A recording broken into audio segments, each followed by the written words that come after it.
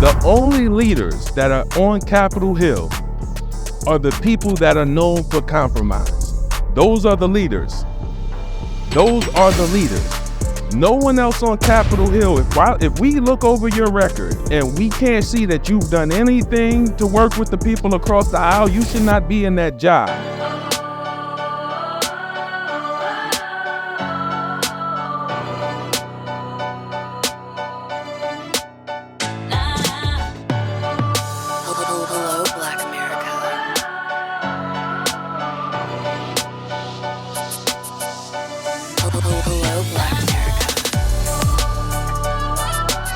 Good morning, good afternoon, good evening.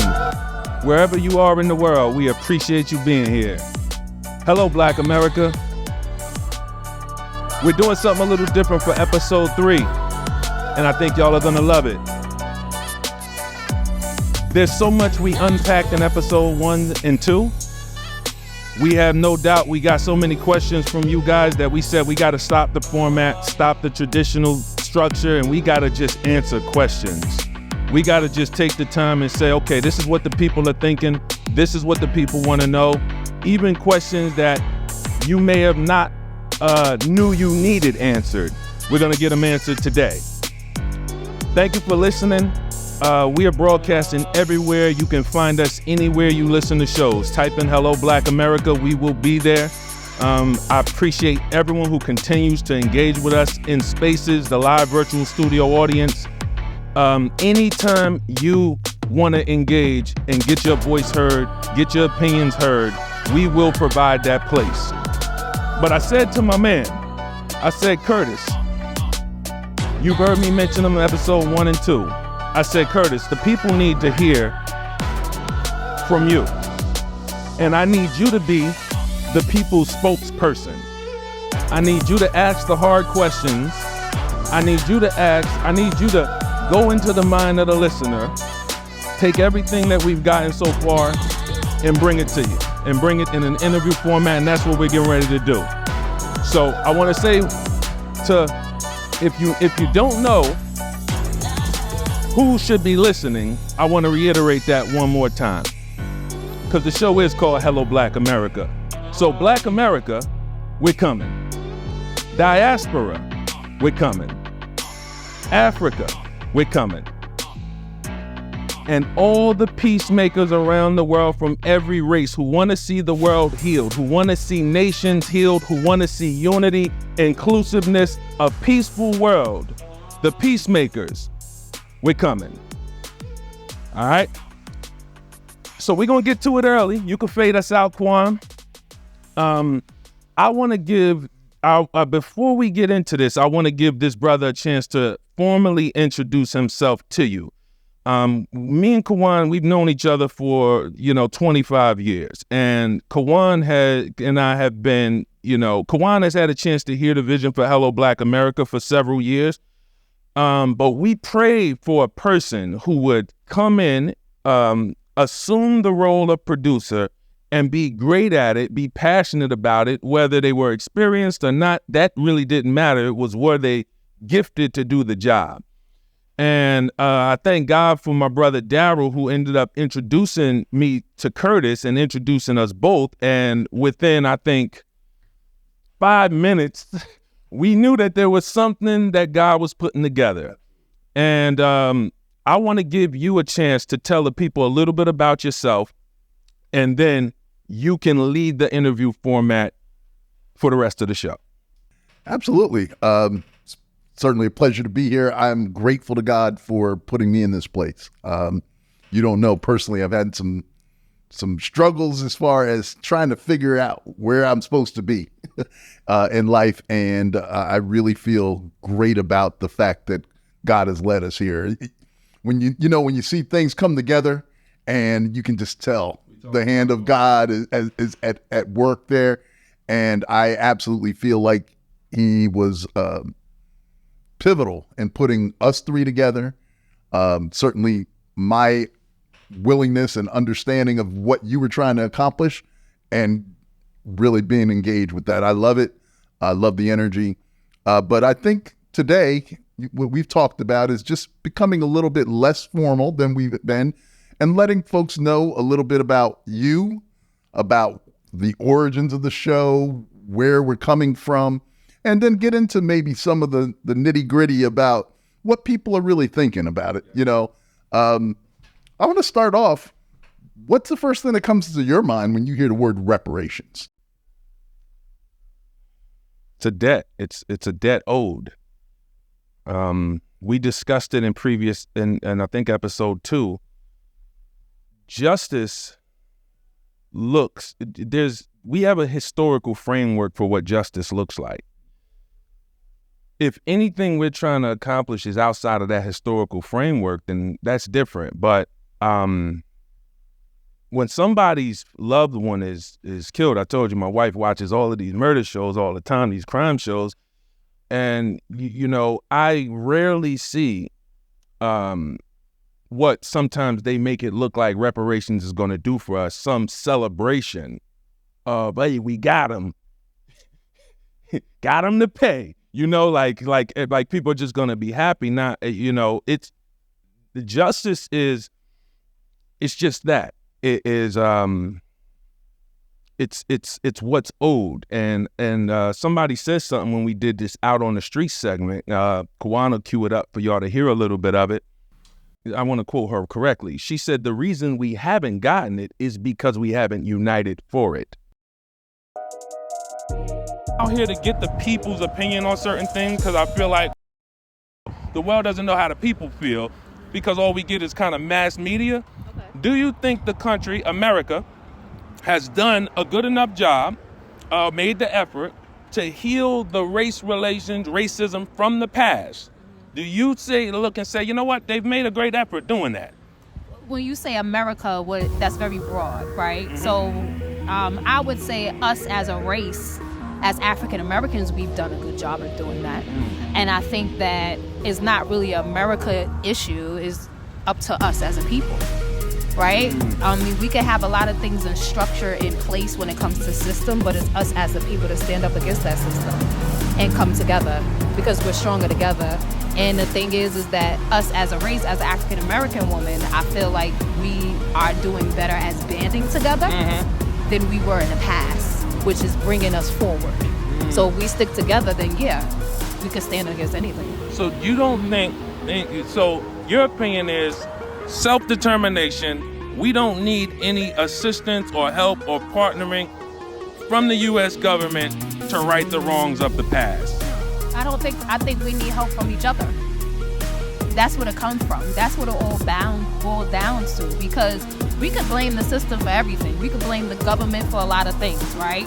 But at the end of the day, it's us as a people. We have to come together. So if there's a Black-owned business, we have to support that business. We have to buy from that business. It's not up to the government. Because if the government don't see us together, how they gonna help us? So yeah. So what's your opinion on reparations? There's a big talk about reparations now from all race groups. Necessary, unnecessary, not whether you think it's gonna happen. Do you think it's merited, necessary, unnecessary? I think it's very necessary. Like I said, other races are getting it, but we're not. Why? Because we don't band together. We don't stand together. 1 minute we for it, 1 minute we not. 1 minute we for ourselves, 1 minute we together. The Jews get it all the time. The Jews get reparation. They got their own welfare system. And when I think reparations, when I hear that word, it's no different than when I hear any. There's several words that make us uncomfortable. Woke makes some people uncomfortable. Inclusion, diversity. These are all words that trigger a feeling in different types of people. We can't let the feelings the word give us take the meaning away from the word or the mission attached to it. And, that's what I think when I think of reparations. It's a debt that's owed. Yeah, we as Americans are very familiar with this. When the justice system, someone does harm to somebody, we are very familiar with the idea of restitution. But when we seem to open it up to the larger understanding of and apply it to reparations, people tend to get a little bit more like you said, it's a touchier subject. Where did this idea for Hello Black America come from for you? I could remember, sometime in the future we'll show y'all the garage episodes. This was right after George Floyd had been killed. And it was at a time where Black Lives Matter was in the purest origin that I think it was racist. It was all around, and it was every race uniting for something that they viewed, this is right. It's not about a black or white thing. We say that. It's not about black or white. It's about wrong and right.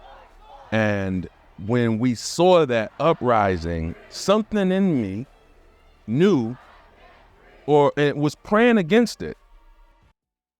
Movements that benefit us have a history of being hijacked. And the hijack dilutes the movement. And I think it's tough for them to stop something, but it's not tough for them to dilute it. And if they can dilute it, it becomes less concentrated. Whereas Black Lives Matter back then was so concentrated, you couldn't stop it. And you can't tell people how to react when they feel they've been wronged. You know, that's why there's something called second-degree murder. You know, I didn't go out premeditating to do this, but something happened that caused a response in me, and that was my emotional reaction. It doesn't mean it's right, it's just my reaction. Now, I'm watching all of this happen, and I said, listen, I wanted Hello Black America back then, 2020, to be solution-oriented and action-oriented, where we have people who, since those movements happened, have been rising up as far as their platforms. There are people whose platforms were birthed in the times since then, right? And I don't know if they hold themselves accountable to if they've actually made a difference. And for me, that's all I care about. I don't care about anything else, but is what we're doing changing things? And sometimes we revert back to awareness. Oh, I'm here for, we brought a lot of awareness. There's been awareness. We don't need more awareness. Okay, your awareness is not as powerful as children opening up books when they're young in social studies and seeing Dr. Martin Luther King and seeing Medgar Evers and seeing these figures and, who have shown the world that, hey, you need to be aware that things are not ideal for some Black Americans in this country. And we're working to change that, not bringing awareness to what is. And so when we started the show, when I did the garage episodes, I just threw on a camera and said, okay, I'm going to start reaching out for the people who think like that. There are tons of people, I'm sure, who want drama and who want some type of emotional fulfillment of just, hearing about trauma and say, hey, let's just, they did us wrong, man. They've been doing us wrong, man. Let's talk, the problem is, man, we can't get ahead. They never going to let us get ahead. Everything's against us. They wallow in it. But, I wanted to tell, let's see how many people out there we can connect with that are actually solution-oriented. And that's a great thing, because we have too many people that just want to relive the trauma, want to relitigate the injustices that they're well documented, right? We all know, or we should know, that there's been a crime perpetrated against Black Americans and the descendants of the enslaved. We're going to get into a little bit more of that in a later segment. Wanted to just give you an opportunity. I know this isn't about you. You've said this in the past, but where do your values come from that lead you to this level of accountability that you referred to? The fact that you're even moved. You spoke in one of the episodes, your first episodes, that we're comfortable. We've gotten too comfortable, and it's time to get out of that comfort zone. If I can paraphrase what you were saying, say a little bit more about that, and as we come to the end of this first segment. If we're going to, I come from Prescott's and Drummonds. The households that I come from and the people that I come from are people of standard. They put that in me. They put a standard in me that lives in me, and I think will live in me for the rest of my life. My grandmother raised 6 children by herself for the most part, and worked hard to give them everything and didn't complain. She kept her children looking good to the best of her ability. My grandmother Eloise Drummond is an evangelist. She's made gospel music. She's been on tickets with Kirk Franklin before Kirk Franklin was Kirk Franklin. She's been on tickets, on flyers. She's this is what I grew up hearing, and then I look at how the people that came before us got so much done with nothing. There was no media. There was no opportunity for them to really invest in getting the message out. Everything they did was grassroots, no social media, couldn't base it on a viral video. Everything was anti-viral for them. Like, if there's going to be a video, mass media is going to make it, and we're going to tell you how it should look and what you should get from it. So great things they did, mass media got to position it in a way where it didn't look that great at the time. So looking deeper, we can see, these were incredible things that being done, but we owe them. And a person told me a while ago, and anyone who's going to identify with us is going to have to embrace this. We have to solve problems we did not create. Whoa, hold on a second now. Hello, Say Black America. We have to solve problems we did not create. And see, when this gentleman, this was early on. We got to take a quick break. Let's come back, and we're going to go into that a little bit, because that's a profound statement, a powerful statement. Let's delve into a little bit more of that when we come back on Hello, Black America. Let's do it. Who can take these syllables and tie them in a bow. Ancestors made it off the boat. Swear I need my reparations. He been dreaming way too long. The struggle I done made it from. Just because my skin golden tone, they think I'm dumb. Grit the wheel and crew the street. Diamonds in my pack for lead. The mentals of a country boy. Hustle like an athlete. Missing sleep. Still hear the screams of the slaves. Let breath from his lips. Blood covering of his face. Yeah. Boxing full of money. Ain't no bank accounts. Don't need a loan. This is Paul. How are you? No, this is John. How are you? John, he has posted. When I saw him the first day we got here, right. I just told him, not only is he very well spoken, not only is he a great host and made really the audience feel very comfortable, but you could tell by the things he spoke, he had a stored up knowledge, this, and I'm like, I'm so curious to hear just a little bit about kind of how you even started on this journey to be here. Like, where did this start for you? All right, this started really right out of college at Tuskegee University. I met the Honorable Silas Muhammad, and I went through an orientation program. And after years of being there, he asked me to become a person that would travel abroad, speaking at these different events. So early on, went to the United Nations in New York, traveled to Santiago, Chile in the year of 2001. And that would be the first time that we heard the term Afro-descendant.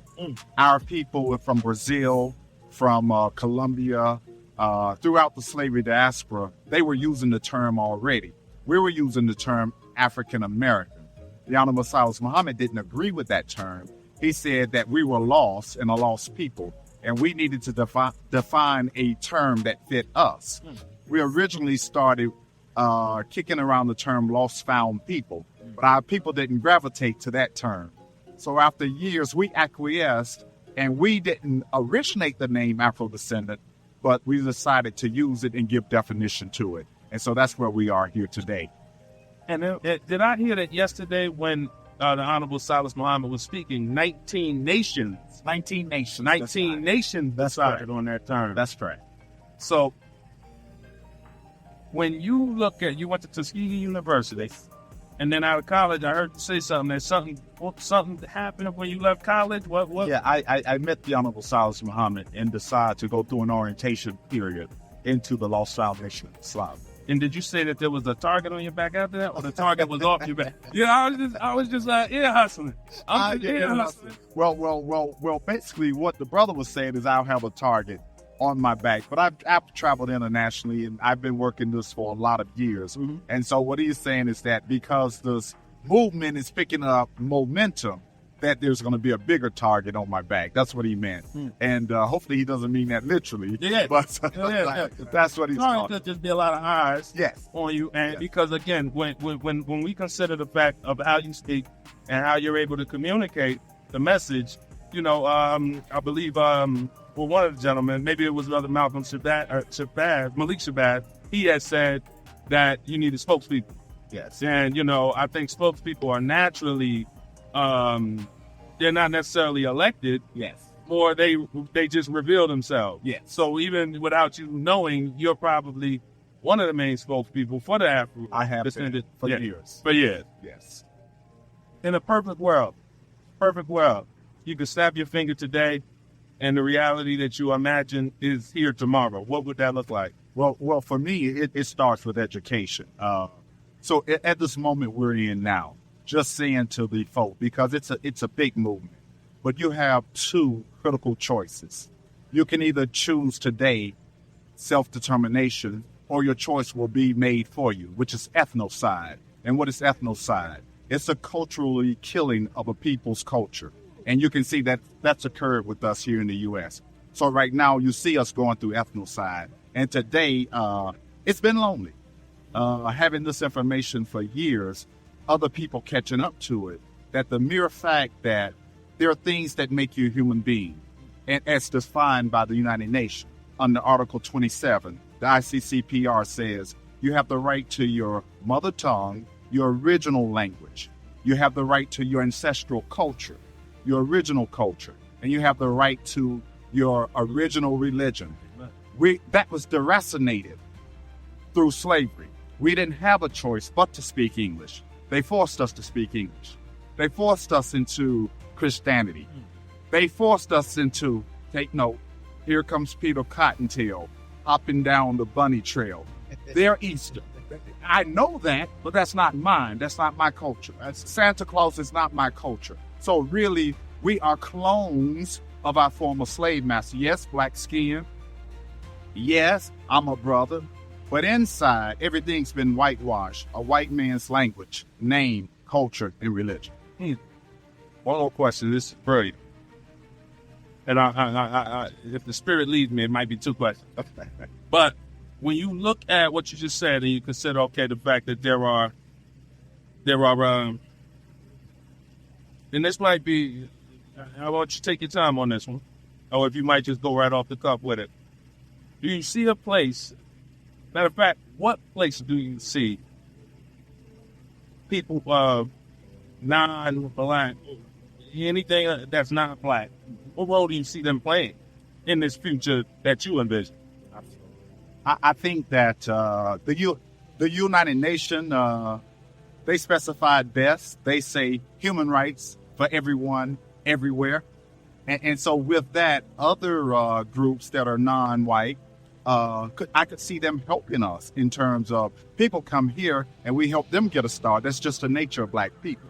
We have a nature of sincerity and helping and friendliness. Well, I could see other nations, especially those people from China who moved here willingly, who have established themselves, partnering and helping Black people further move our process forward. Because a lot of times you get a lot of help here coming because you came by choice. We didn't come because we had a choice. And so you see people passing us in the process, although we've been here since the inception of America. We came here, and so originally as property, we still haven't caught up in terms of those who come here freely get tax-free, freely get loans. They're helped to start businesses. That doesn't occur with us, although it should. So I could see that being a part of it, them coordinating and gravitating with us to help us get our movement up off the ground. Thank you. What do you think needs to change, or how do you think the communication needs to be? Because I'm asking the person who's a communicator. So if I was asking somebody really, because look, a baby communicates by how? Crying. That's right. The best way they know to communicate. That's right. But when you take somebody who, like yourself, sounds like you have been you're taking communication very seriously, how would you communicate? So one of the things, really, if you join me today, white person walks up, Hispanic person walks up, and they're listening. Yeah. How you communicate? So here's the thing: most white people and most Hispanics and others don't really understand how we feel internally, because so many of us are happy. Or we feign happiness. We have a little bit of contentment. Yeah. So, and then if you're on the outside world looking in, you may take a snapshot of all of the successful Black people who are the LeBron James. You have the record industry. Yeah. You have Money Long, who's singing. Yeah. One of my favorite artists. Black billionaires. You have Black billionaires. But if you look at the very root and the very essence of our culture and our neighborhoods, we're in a desolate state. And so we're not happy when you look at the very micro. When you look at a macro level, yeah, we may seem happy, but at the very micro level, my neighborhoods are not safe to walk in. If I'm from Chicago, and parts of the south side of Chicago and the west side of Chicago, at a certain time, you can't be in that neighborhood if you don't belong there. Come on. And so you have to look at the very essence of our micro existence and not our macro. And so at the micro level, we're not happy. Lil Durk said when Meek Mill was coming to Chicago, he said, "Listen, I'm gonna come to your hood." Talking about Lil Durk, I want to come to Chicago. He said, "I'm good." He said, "Bro, I can't tell you that." He said, "I'm not even good sometimes." So when you talk about, if you're from a suburban neighborhood or a safe neighborhood, even if it's not suburban, if it's not upper, you can invite people to your neighborhood and know you good. But we don't have that luxury. That's and that's why, as Brother Johnny just communicated, I believe that's what you're saying is we deserve that. We deserve that. We deserve. Well done. Welcome back to Hello Black America. We're having a informal conversation with the mind of Deshone Drummond, the brother Deshone, who is the host of Hello Black America. Just before the break, you were going into some detail about solving a problem that we didn't create. That's a profound statement. Say a little bit more about that, and maybe even give us an example of what that looks like. Okay, anyone who is going to identify and unite and participate in what the world is going to look like, the world we build is going to look like over the next couple years, has to embrace what we're living by, which is we have to solve problems we did not create. And I heard a man when I was young, maybe in my early 20s, and he said, sometimes God puts you in a terrible situation.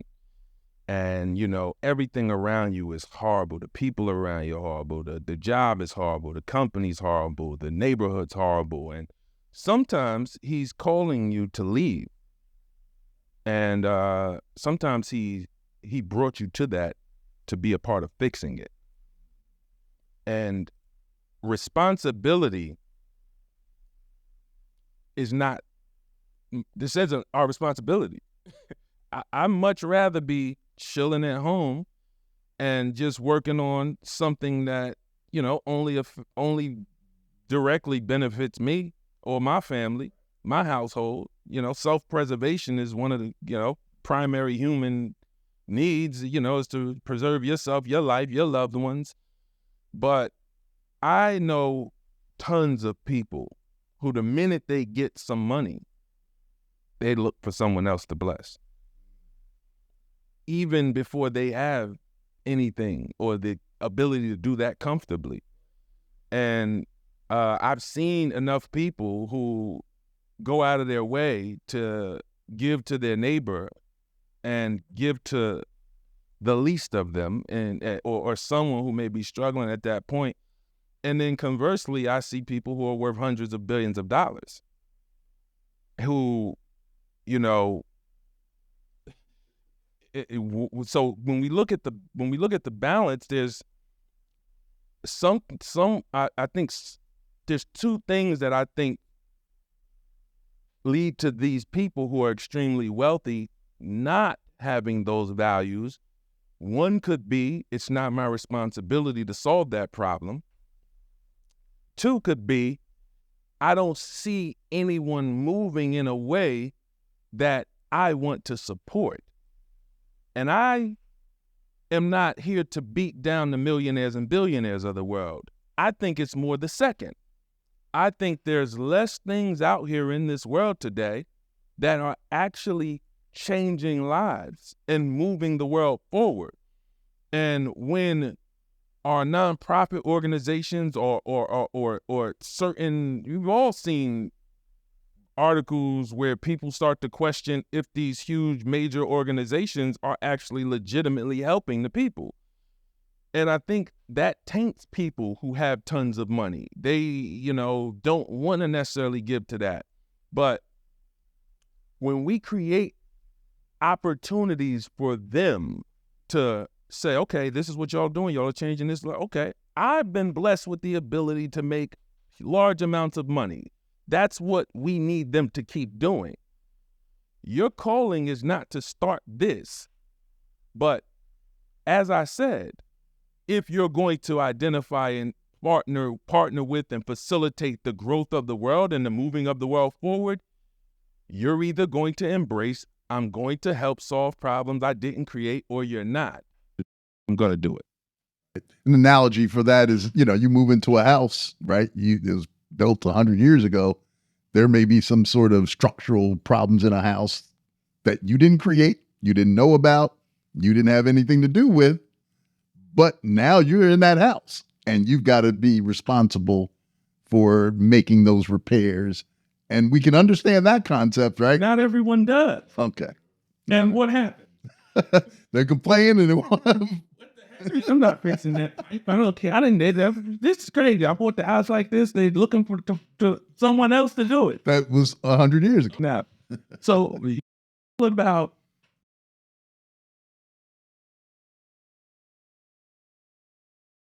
the word responsibility, and we've given ourselves a responsibility. People have worked way too hard.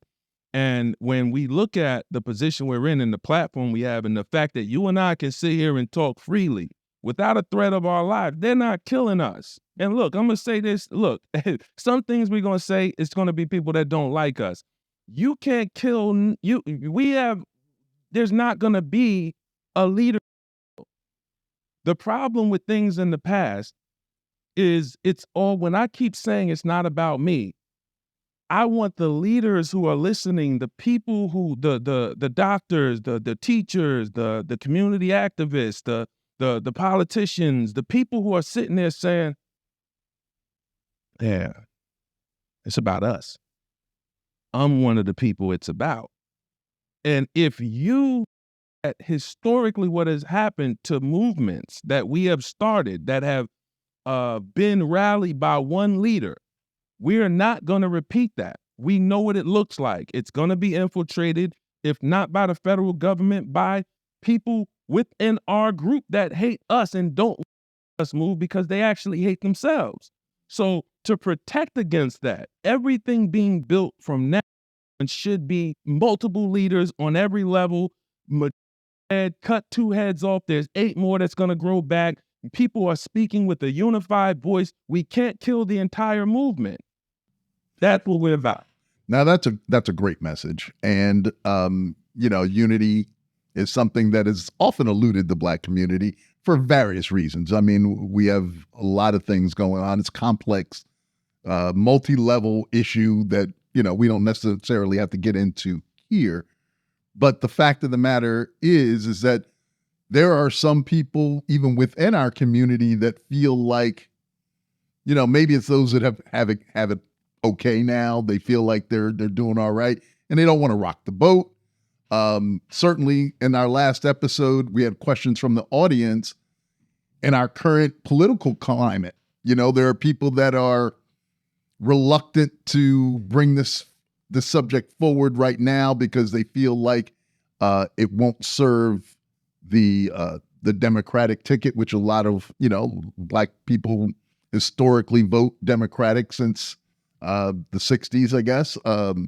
So there's people that don't want to upset the apple cart right now, think that it's the wrong time because it's pre-election and bringing up this reparations talk is going to scare all the good white folks or something. What are you thinking about that? It's reactive. How long are we going to play defense? When you continually react to what you're going to think about me, you're going to say about me, when is the perfect time? Oh, the election's over now. Oh, but, you'll find another reason right then. Oh, but this is not good. Let's wait until spring and it's never a perfect time. The perfect time is now. And when you have something that you deem the world needs, that no one else is talking about, uniting around a reparations proposal that millions of people support has never been done before, that hundreds of people co-authored, Black, white, Indian, Asian, all races co-author a reparations proposal that has a laundry list of things easy things at the top that bipartisan people would say, that's definitely easy to do. And it's a step in a direction of progress. Now, the rest of this stuff, y'all may be negotiating with Congress for 30 years. But this one thing right here is monumental in moving forward. When we ask for everything, it continually fails because, and it's not how things get done. It's how stalemate gets created. If we historically bring reparations up and everyone thinks, well, get ready to pay trillions of dollars and get ready to have to, we got to find some land to people. I know they're going to want land and, they want gold too. This is so hard to accomplish. But what about student loan forgiveness for descendants of free slaves? What about, anyone who buys a house, a tax abatement like you give to real estate investors who buy commercial property, who buy investment properties, who get a 15 to 30 year tax abatement. They're not paying taxes or full taxes for up to 30 years. It gives them an opportunity to build something. What about some, restitution forgiveness for nonviolent, crimes? What can we all agree that doesn't cost a lot, doesn't necessarily need to be, you don't have to risk a lot, and it will make anyone who's going to do it historic. The people who are going to see and understand that this makes perfect sense, who are going to start getting, the people who get one thing done are in the history books. Forget the laundry list. One thing done to give America the formal opportunity to apologize and say, now we're going to take some action moving forward. Realizing what we realize, you're not going to please every descendant of a freed slave. That's a fact. We're not trying to. But what we are trying to do is give America and the United Nations the opportunity to show we in direction slowly but surely. We don't have $1 trillion yet, but can we find something we can do for $1 million? Can we find something we can do that doesn't cost us much? Can we find something we all agree on? And I believe that with the brilliant people who are supposed to be sitting in some of the most powerful positions in the world, tell me we can't find one or two things that all people can agree will move us forward. Absolutely. Now, couple moments that we have, minutes that we have in this segment. There are, let's keep it 100, keep it a buck, as the young folks are saying, right? Compromise is seen by some in our community as selling out, because we deserve everything, we deserve it all. And there's truth to that, obviously, that it's an enormous debt that is owed to us. What do you say to those who feel like compromise, like working with those outside the Black community, is some sort of selling out of our community?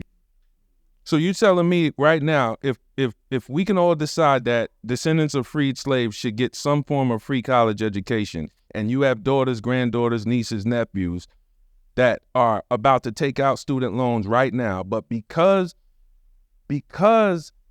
we were willing to compromise and start to move things forward, when legislation gets passed so they can go and study things that they like to study without the burden of student loan debt because of who they come from and because of what their ancestors went through, you're telling me that is selling out? You're telling me that someone who's 60 who wants to reinvent themselves because their job was downsized, company was bought out, and they were fired because, things changed and they now have to go learn a new skill set, and, having the opportunity for them to go study 2 or 3 things without the burden of taking on more household debt, that's selling out? Selfishness. And what typically that sounds like a selfish way to move. And outside of that, I don't want anybody negotiating for me that doesn't understand compromise, and you shouldn't either. If you're sending people to negotiate for you and you're telling them, hey, all right, look, we got 63 demands here, right? Now, every one of these is good. Any one of these would change lives. We get one thing done, it's major. If they come out of that room and say, hey, I got great news. Out of the 63, we got 57. You sending, get the hell back in there. We don't want that deal. No deal.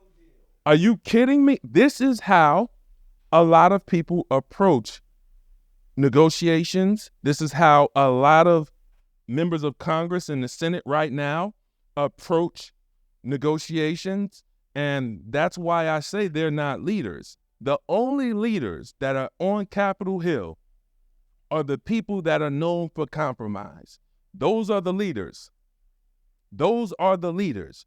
No one else on Capitol Hill, if we look over your record and we can't see that you've done anything to work with the people across the aisle, you should not be in that job.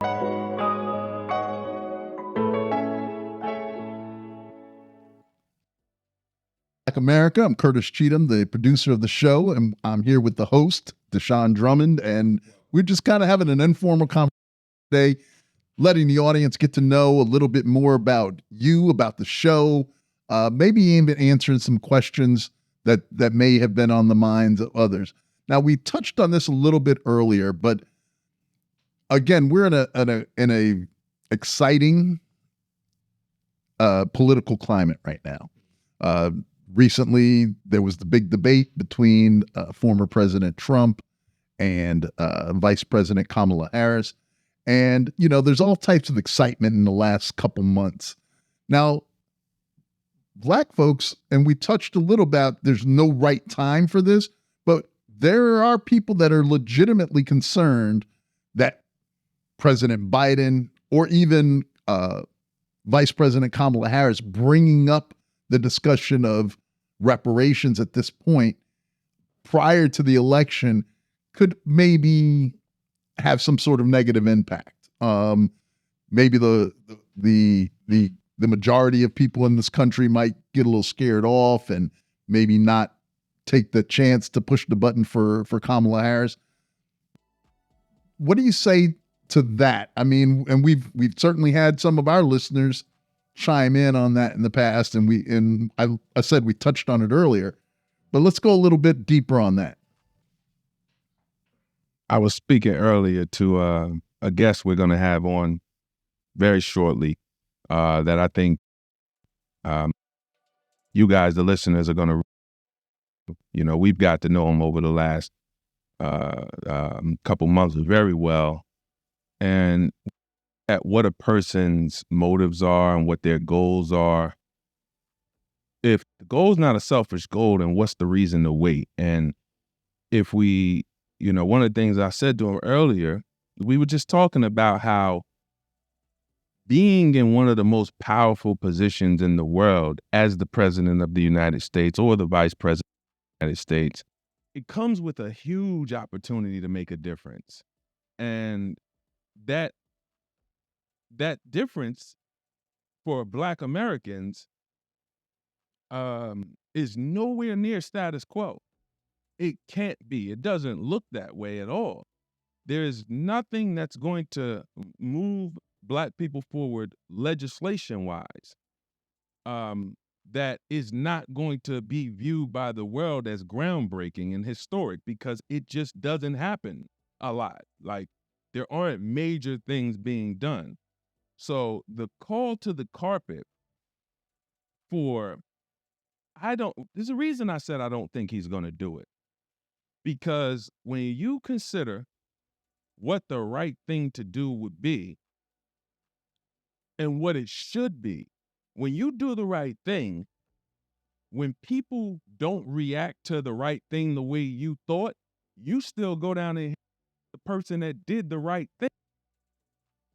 So let's just play that out. Let's say President Biden signs an executive order to create the reparations committee. So now we have a formal committee whose job is to move things forward, look at proposals, consider what can be done step by step, big things, small things, count costs. That's their job. And any of the reparations activists from all walks of life, and we're going to bring you a lot of them, white, can participate in an actual conversation with a committee. Let's say he does that, loses a large percentage of the Democratic vote for Vice President Kamala Harris. Who's staying on? President Biden? Sounds like America. Sounds like a stain on the Democratic Party. And if the stain is on the Democratic Party, then it's exactly what I want. I don't want you to be able to hide anymore behind a party that says we are for the progressive growth of the Black Americans in this country.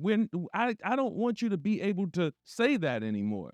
I don't want you to be able to have our brothers and sisters wonder that, think that. We already got people jumping off the Democratic platform. Why? Because they're starting to wonder, hey, you know what? My neighborhoods look the same.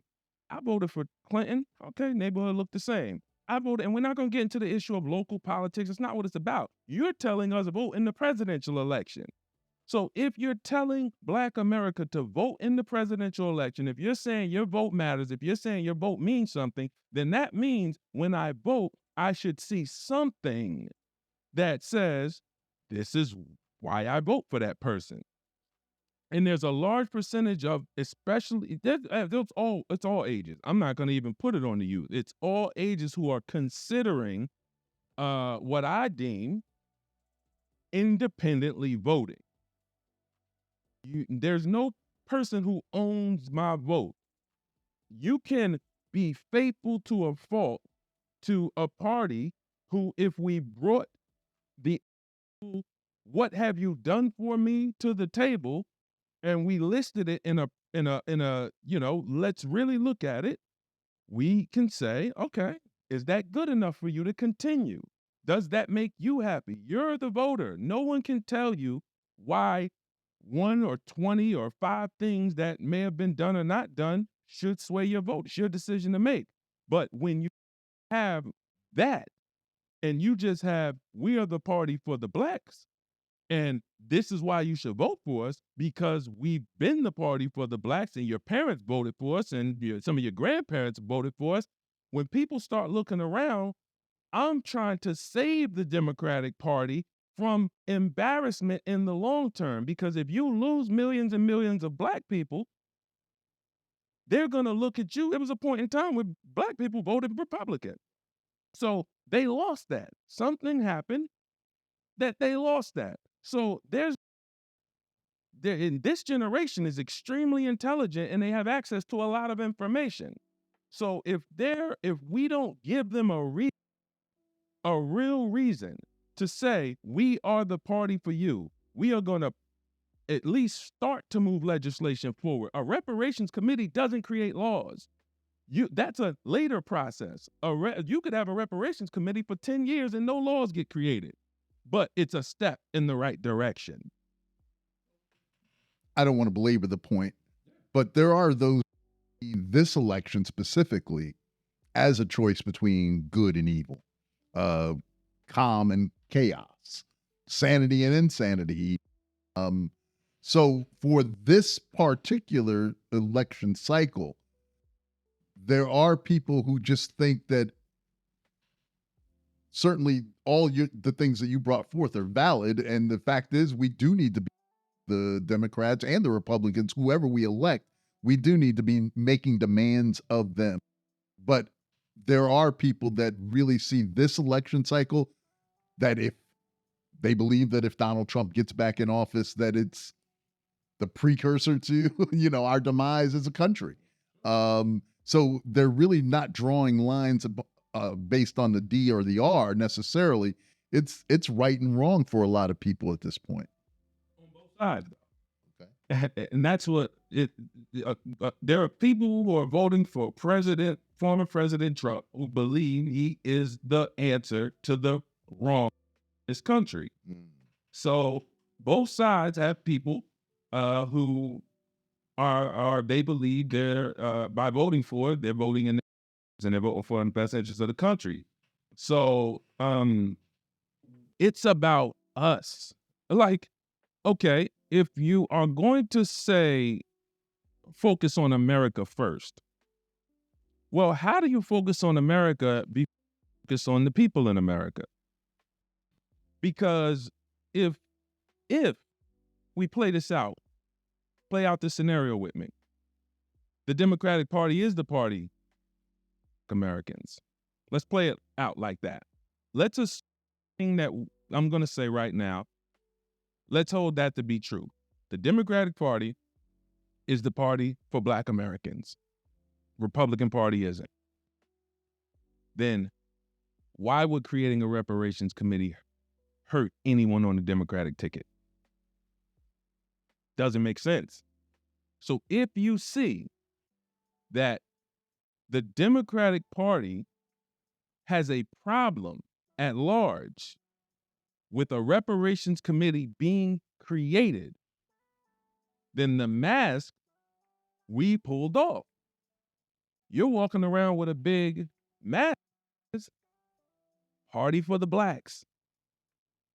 And there's no other group of people that have religiously and peacefully supported any party like we have. So when we say, hey, once we started talking about creating a reparations committee, once we united with people from all races who were for progressive reparations and restorative justice and, doing things to show we want to move Black Americans forward, the 13, 14% of the population that we believe in, and we believe that we should build in and invest in and work around and create a world where, help them create a world where their voices are heard and we can start to create peace. Now a bunch of people say, oh, no, I ain't for this now. This ain't why I'm voting Democrat. We've just ripped the mask off. And I need to know who's under that mask. I need to know who is under that mask. When I rip the mask off, do I see another mask that says we're here for the blacks? Do I see another mask that says, oh, we're here to exploit the blacks? Do I see another mask that says, oh, we just gonna use the blacks for their vote? Or do I see another mask that says you could believe that the first mask that I was wearing is the mask and it wasn't a mask, that's my true face? Accountability. It's accountability. And if we're going to, everything we're gonna do moving forward requires us conversations with people who we can hold accountable. Because if you're gonna, so to speak, piss on our head and tell us it's raining, we owe it to the leaders in this world, owe it to the people who look for good leaders to say, yo, y'all gotta find out if that's really rain. That's our job, is to dig in so that we can report back to the people and say, hey, you know what? It is raining. Look what they did. They're moving forward. That's what our job is. It's our responsibility to do that, and we're going to do it. Yeah, we really have a couple more moments in this segment here. We're going to get into a little bit. I want to maybe even give you a chance now. Let's move into the what you mentioned, Rep 2025. Now, there's a lot of 2025 stuff going on. Now, tell us a little about, in the last minute or so of this particular segment, what Rep 2025 really is. Rep 2025 was birthed out of a desire for compromise. We've had dozens of organizations, potentially hundreds of organizations and activists of all races that have tried to move the reparations conversation forward. They've had ideas, and they all have what they deem would be progress. And, some things are more feasible than others. Some things are more reasonable in terms of, the ability to get them done fast than others. When Rabbi Hosful Mario brought me the idea of preparing a collective proposal that we could submit before the HR 40 hearing, the next national HR 40 hearing, it was something that I had never heard before, because it now says every one of these people, let's all collaborate on one proposal. And if we all collaborate on one proposal, no one owns the proposal, we all own it. And so when you go to Rep 2025, you're going to see two things. You're going to see the opportunity to see the initial draft of the proposal. That's a living document. Okay. So if you are a lawyer, if you are an economist, an activist, when you go to Rep 2025, you're going to see a proposal that is a continued work in progress, and it will be a work in progress until the next national reparations hearing. And when we unite, we're bringing every single reparation together. What you deem, I want them to give us the country. Okay, that's going to be on the laundry list, but realize though, that's a hard ask. Absolutely. We might be negotiating for that for 50 years, and that's okay. But if we see, like I said, out of the 67 things, we get 57, if we start with 1, then we get 3, then we get 7, then we get 10. And we start progressively getting things done, the country's going to heal, because we don't want everything. You can't pay us what you owe us. Absolutely. So if we realize that the $250 billion you owe us, when we take into account the net money that the freed slaves should have had, not even counting the 40 acres, the value of what 40 acres and a mule would have been if they hadn't reneged on the deal. The money you owe, you can't pay. So the best thing we could do is to start progressively moving towards small progress. And that's what Rep 2025 is about. We'll be back with our final segment in just a moment on Hello, Black America. Since 2020, I've been showing people everything car dealers like the one I'm standing in front of don't want you to know about car buying. Things like you don't need a down payment to get a great deal, you don't need to be a great negotiator, and you definitely don't need to spend more than 30 minutes in a car dealership. I spent 14 years in the car business, 5 with Mercedes-Benz, 5 with General Motors, and I just released my new digital book, Cars from Home, 7 Steps to Saving Time, Money, and Avoiding Dealerships. It's already 5-star rated, and I want the entire Hello Black America audience to have a copy at 75% off. So go to carsfromhomebook.com, use promo code HBA as in Hello Black America, and don't forget to send me your success story. All right, welcome back to Hello Black America. Having a fascinating conversation with Deshone Drummond, the host of Hello Black America. We were just talking the last segment about Rep 2025, but I believe that Hello Black America is more than just a show about reparations per se.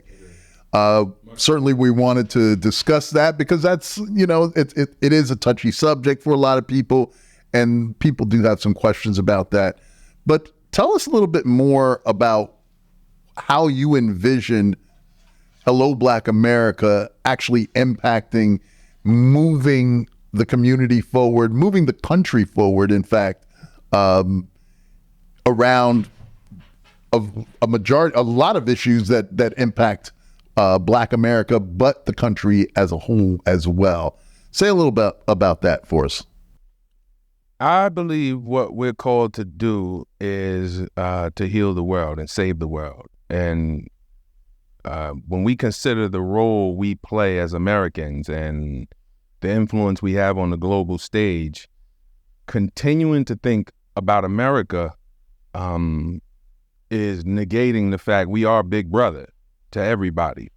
We are the national defense to most people. We are the economic, arm to many countries. So it goes back to the fact that the leaders should be making decisions for the least of them. And when, the scriptures say, if you did it for the least of them, you did it for me. That's a reminder that as good as your life is, as good as you've done, the minute you start forgetting about the least of them, the prisoners, the fatherless children, the orphans, the widows, the single moms, the people who are less than, the least of them, on your economic scale, you put them down here. The minute you forget about them, you have missed, in my opinion, what God gave you influence and power for. And we're going to take every major need that our people have, and we're going to bring you the voices to solve the problems. So when we sit and we discuss reparations, 2 things can be true. We can be pursuing a plan for reparations that will give speed and be a catalyst to us creating the world we want to live in. And at the same time, we could not base our actions on receiving that to make change. So we're going to take every major need from, social needs, economic needs. There are, the homes, our mental health, the healing from traumas, which is attached to mental health, schooling, what we need to build. And we are going to bring the people together because money is very easy to get. Let me be clear on this. The economic system as it exists right now is run, for the most part, by very rich people, millionaires, billionaires, who give money to private equity firms to invest in things that will make them richer, bring a return to the private equity firm or the hedge fund. And, that can include buying out companies and doing leverage buyouts and things of this nature. So we haven't had access to that for the most part. We haven't understood that there is billions of dollars in this world for great ideas. And that information hasn't been brought to us at scale. But now we have Black people running private equity firms. We have access to money for great ideas. Now we need structure. Now we need to give people vision. Now we need to make sure that when you set out to do something great in this world, you're not going through the gauntlet and getting beat up. So by the time right before you would have broke through to the world, you too tired and beat up and bruised because everything you had to do required you making mistakes that you didn't even know you could have avoided. I know a guy who, this brother took all his savings, invested into a mobile barbershop. That was his vision. He was a barber. And he said, you know what I'm going to do? I know people all through my community. Instead of me having a shop, I'm going to them. He invests all this money. He gets his licenses. He does all of this only to find out he can't even have that type of business in his city. That's a municipal law of some sort where you can't do this in this city. He may never recover from that. Now, I pray that he does and just takes that as, but other cultures, other groups of people, there's a network there that they borrow information from. Uncle Joe's a contractor. Hey, yo, I'm about to go into real estate, buy my first house. I want to buy a fixer up. All right, well,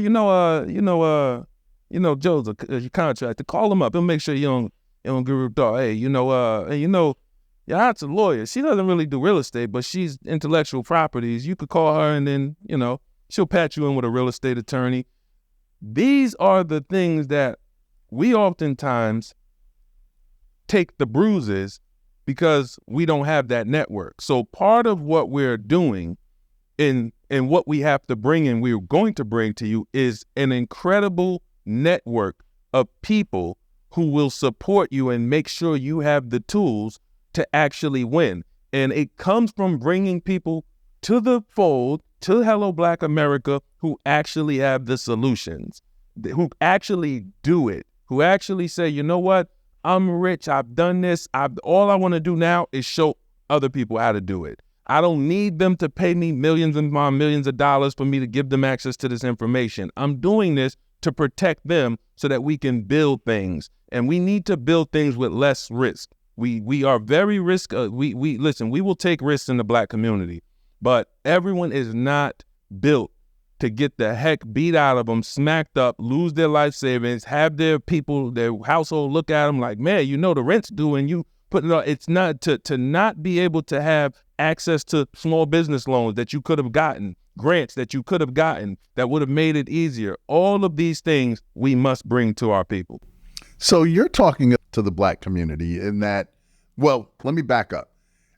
In our time back on the continent, it was very communal, obviously being brought to these shores.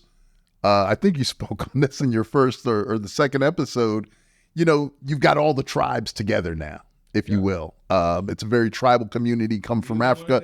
But exactly, even the ones that hate. Now, we've got to kind of overcome the fact that not everybody, well, now we say it, all skin folk ain't, all kin folk ain't skin, or all skin folk ain't kin folk. Right. Okay. So just because people look like us and you would think that they would automatically unite around something that's so simple, it seems to make so much sense. But at the same time, we've got people pulling in different directions. How do we get them to coalesce around something that seems simple to do, but has eluded us for so long as a community? You will know them by their fruit. Ooh. Okay.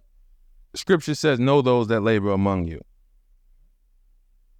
Times Jesus is walking in and they say, hey, Jesus, your family's calling you. He said, who is my family? My family's right here. The people who do the will of God are my family. If we are cutting off, I am not that guy. Table for everybody.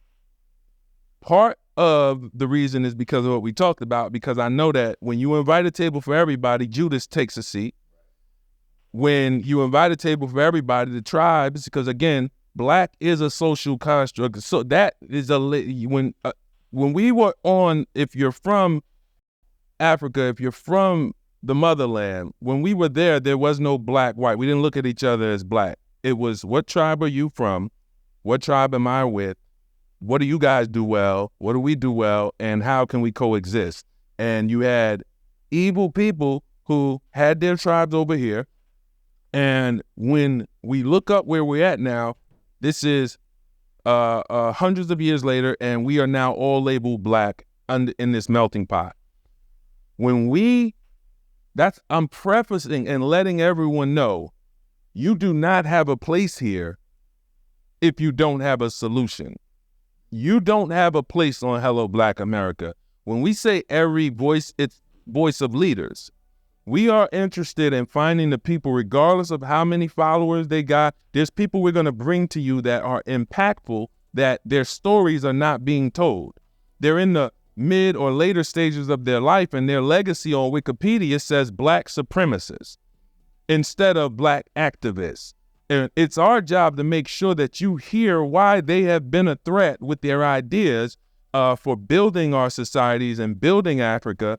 And it's our job to make sure that before they are called home, they get a chance. We have to protect their legacy, and we have to give them a chance to see. People will write your legacy if you don't.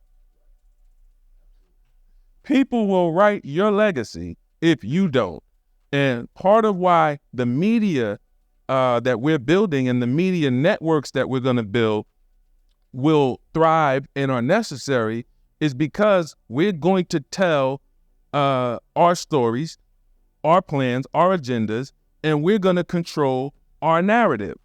If something happens to one of us and we have to do damage control for that person because mass media is trying to label them something, we're going to have an army of media outlets that all at one time tell the truth or debunk what they're trying to position us as or that person as. So that's a big part of what's coming. That's fascinating. And, this is, again, we talked about this as being a very nuanced conversation. There are a lot of different layers to it. So I suspect that there'll probably come a time in the future where we'll probably have to revisit some of these things and kind of delve into some of those layers a little deeper. But as we come up on the end of this particular show, what is there that you want to leave with the audience? People have tried this before. It's a difficult task to kind of corral, if you will, Black America and lead them into a direction. What gives you the faith, the belief that you're going to be able to somehow do something that really hasn't been done before? We haven't been successful at this before. What makes you believe that this is the time and the place and you're the person now? We are the generation. We are the generation. We're the generation that gets it done. We are the generation that our ancestors prayed for. We are in the position they prayed for us to be in. We have all the opportunity, the tools, the resources in the world. All we have to do is unite the leaders. The leaders rising up and uniting is what's going to move the people forward. Everyone is not called to be a leader right now. That's perfectly fine. The 80% of the people run the actual world in the society. The 20% make decisions that the 80% hopefully can have faith in and represent the 80%. Good leaders represent the people who aren't in that position. So when you hear us say we're coming for the doctors, we're coming for the lawyers, we're coming for the real estate developers, we're coming for the people who are in private equity, we're coming for the people who are in hedge funds, who are in construction, and we are going to build everywhere we are from, everywhere we're at, everywhere we're from. The opportunity in front of us is incredible. No one's killing us. No one's killing us. We had a threat of our lives 50, 60, 70 years ago, 100 years ago. You're not killing us. And if you kill one of us, Everyone's gonna know about it. The globe is gonna see it.